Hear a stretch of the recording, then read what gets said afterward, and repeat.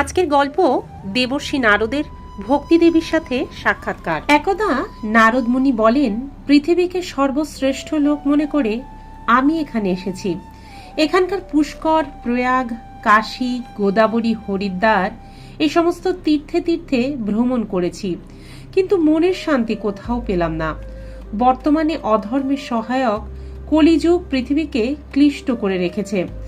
এখন এখানে সত্য, তপস্যা, শৌচ, দয়া, দান ইত্যাদি কিছুই নেই। হতভাগ্য জীবগণও কেবল নিজ নিজ উদরপূর্তির চিন্তাতেই ব্যতিব্যস্ত। তারা অসত্যভাষী, অলস, মন্দবুদ্ধি, ভাগ্যহীন হয়ে পড়েছে। সাধু সন্ত যাদের বলা হয় তারাও এখন পাষণ্ডে পরিণত হয়েছে। দেখতে বৈরাগী হলেও তারা স্ত্রীধনাদি নির্বিকারে গ্রহণ করে।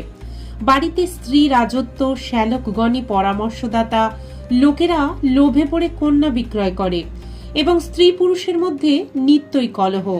মহাত্মাদের আশ্রম, তীর্থ ও পবিত্র নদীগুলি বিধর্মীরা দখল করে রেখেছে। ওইসব দুর্বৃত্ত বহু দেবালয় ধ্বংস করেছে। বর্তমানে পৃথিবীতে না আছে কোনো যোগী, না কোনো সিদ্ধ পুরুষ, না আছে কোনো জ্ঞানী পুরুষ, না কোনো সৎকর্মপরায়ণ মানুষ। যা কিছু সাধন সবই কলিযুগের দাবানলে ভস্মীভূত হয়ে গেছে। এই কলিযুগে প্রায় সকলেই অন্ন বিক্রয় করছে। ব্রাহ্মণেরা অর্থের বিনিময়ে বেদ শিক্ষা দিচ্ছে, আর স্ত্রী লোকেরা বেশ্যাবৃত্তির দ্বারা জীবিকা নির্বাহ করছে। এইভাবে কলির দোষ সকল দেখতে দেখতেই নারদমুনি পৃথিবী পরিভ্রমণকালে এসে পৌঁছায় যমুনার তীরে ভগবান শ্রীকৃষ্ণের লীলাভূমিতে। তিনি দেখেন এক যুবতী স্ত্রী বিষণ্ণ মনে বসে আছেন, আর তার পাশেই দুজন অচেতন বৃদ্ধ পুরুষ দীর্ঘশ্বাস ফেলছিল। ওই স্ত্রী লোকটি কখনো তাদের শুশ্রূষা করে জ্ঞান ফেরাবার চেষ্টা করছিল, আবার কখনো তাদের সামনে বসে কাঁদছিল। ওই অবস্থায় সে তার শরীরের রক্ষক পরমাত্মাকে 10 দিকে দর্শন করছিল। শত শত নারী তাকে ঘিরে দাঁড়িয়ে বাতাস করছিল আর প্রবোধ দিচ্ছিল।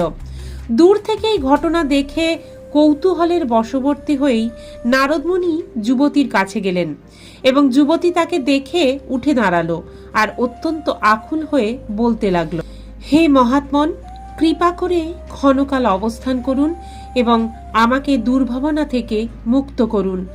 আপনার দর্শনে মানুষের সব পাপ দূর হয়।